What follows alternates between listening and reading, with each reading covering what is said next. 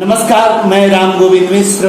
आज हमारे साथ हैं मिस्टर अभय द्विवेदी जी और बहुत ही अच्छे व्यक्तित्व हैं इनका। आज मैं पहली बार ही इनसे मिला हूँ और बहुत अच्छे आदमी हैं और ये प्रदेश कार्यकारिणी से जुड़े हुए हैं, उसके अध्यक्ष हैं। इन्हीं से कैसे क्रियाकलाप क्रियान्वयन करते हैं प्रदेश का, इनसे पूछते हैं।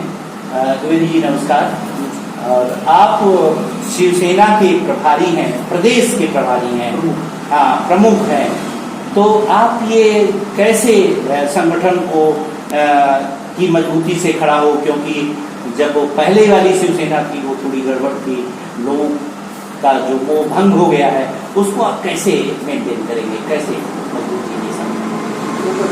आपको बताना चाहूँगा, ये परम श्रद्धेय बाला साहब ठाकरे जी की शिवसेना है, जो आज हमारे महाराष्ट्र के लोकप्रिय मुख्यमंत्री माननीय एकनाथ शिंदे साहब के पास में है। इन्हीं को इसका सिंबल मिला हुआ है। मुख्य पार्टी आज माननीय शिंदे साहब के पास में है और मैं माननीय शिंदे साहब के ही गुट से उत्तर प्रदेश का प्रमुख हूँ। और जो बाला साहब के विचार थे और भारतीय जनता पार्टी के विचार थे, वो मिलते थे और 36 वर्षों से शिवसेना और भाजपा की एक संधि थी। उसी के तहत महाराष्ट्र में भी कई बार सरकार बनी।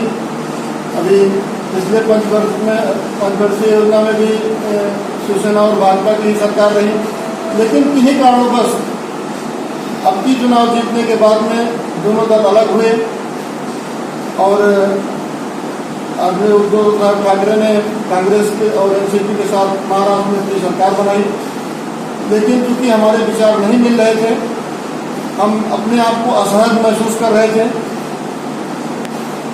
और हम लोगों के लिए जो हमारा हिंदूवादी एजेंडा रहा उसको मैं पूरा कर पाने में असमर्थ रहा।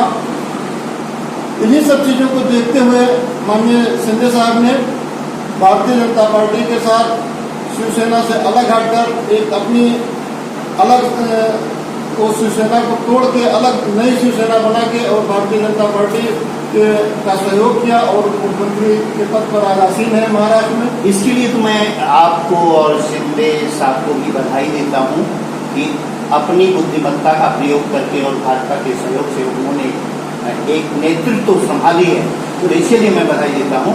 लेकिन जो पब्लिक के अंदर है, जो जन की भावना है, वो तभी पुरानी शिवसेना को जानती है, तो ये भेद कैसे मिटाएंगे? पुरानी शिवसेना तो जो उद्धव साहब जी के नेतृत्व की शिवसेना है वो आज हमारे उत्तर प्रदेश में लगभग खत्म सी है और माननीय मुख्यमंत्री एकनाथ शिंदे जी की शिवसेना उत्तर प्रदेश का भारत के कई प्रदेशों में आज सक्रिय है और बाला साहब ठाकरे जी के विचारों को जन जन तक पहुंचाने का कार्य कर रही है। जिस तरीके से बाला साहब का सपना था कि कश्मीर से धारा 370 हटाया जाए, अयोध्या में भव्य राम मंदिर का निर्माण किया जाए, जिसे हमारे यशस्वी प्रधानमंत्री माननीय नरेंद्र मोदी जी की सरकार ने पूरा किया है। अभी जो और बाला साहब जी के सपने थे उसे भी हमको लगता है कि माननीय प्रधानमंत्री मोदी जी के कार्यकाल में वो भी सपने पूरे होंगे। चाहे वो समान नागरिक संहिता का मुद्दा रहा हो, चाहे वो भारत को हिंदू राष्ट्र बनाने का मुद्दा रहा हो, चाहे वो जनसंख्या नियंत्रण का मुद्दा रहा हो, ये सारे सपने बाला साहब ठाकरे जी के थे और हमें आशा है कि माननीय मोदी जी इन विषयों को पूरा करेंगे और श्रद्धेय बाला साहब ठाकरे जी के सपनों को साकार करेंगे। अयोध्या बहुत ही महत्वपूर्ण जगह है। जब राम राज्य की बात आती है तो पब्लिक जो जनता है जब अपना सुखमय स्थिति की अनुभूति करेगी कि मैं बिल्कुल एकदम स्वतंत्र हूँ, अच्छा हूँ, मेरा गार्जियन एक हो गया, जो नेता है जो प्रतिनिधित्व करता है अपने क्षेत्र का, तो उसके अंदर विश्वास जगाने की जग जाए, लोग विश्वास करें, उसके लिए आप क्या करते हैं? अभी जैसे सभी लोगों में परिकल्पना होती है भगवान राम के राज की, राम राज्य की, जिसे कहते हैं कि हम बहुत जल्द ही राम राज्य लाएंगे। तो ये राम राज्य की परिकल्पना तभी पूरी हो सकती है जब भारत में प्रत्येक आदमी शिक्षित हो, स्वास्थ्य व्यवस्था अच्छी हो और आदमी को रहने खाने की व्यवस्था समुचित रूप से उपलब्ध हो। यही राम राज्य की परिकल्पना है और निश्चित ही हम लोग बहुत जल्द माननीय मोदी जी के नेतृत्व में भारत को विश्व गुरु बनाएंगे और इस राम राज्य की परिकल्पना को पूरा करने का काम। बहुत अच्छी बात है। अभी आपने एक शिक्षा की बात की है, तो ये शिक्षा का जो व्यवसायीकरण हो गया है उसको कैसे करेंगे, क्योंकि गरीब के बच्चे तो अच्छे स्कूल में पढ़ ही नहीं पाएंगे। नहीं, ऐसा नहीं है। जो सरकारी स्कूल हैं उनमें भी तमाम सुविधाएं गवर्नमेंट ने दे रखी हैं और लोग अपने बच्चों को पढ़ाना नहीं चाहते हैं। एक कल्चर सा चल गया है कि जैसे जिस स्कूल में फीस ज़्यादा पड़ेगी, जहाँ पर खर्चा ज़्यादा होगा वो स्कूल अच्छा है और जहाँ पर खर्चा नहीं होगा वो स्कूल अच्छा नहीं है। तो ये लोगों की एक धारणा से बन गई है, इसको तोड़ने की ज़रूरत है।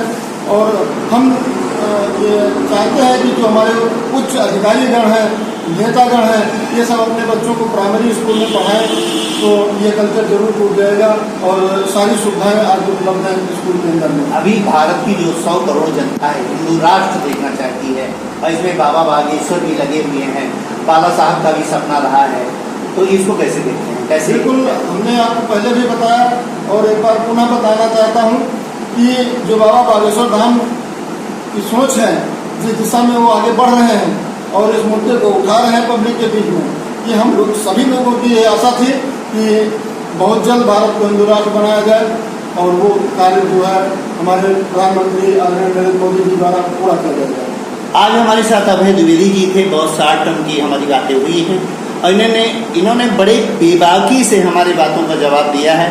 अच्छा है, बहुत बहुत अभय द्विवेदी जी आपको बहुत बहुत बधाई, बहुत बहुत धन्यवाद। और भगवान करे कि इस राम राज्य से, जैसे उन्होंने बिहार पटना से बागेश्वर बाबा ने किया, ये राम राज्य का जो सपना है, हमारे भारत का जो सपना है, जिस ध्वज के तले सबका साथ और सबका विकास हो, हम आपको बधाई देते हैं कि इसी मुहिम में आप अपने ध्वज को सब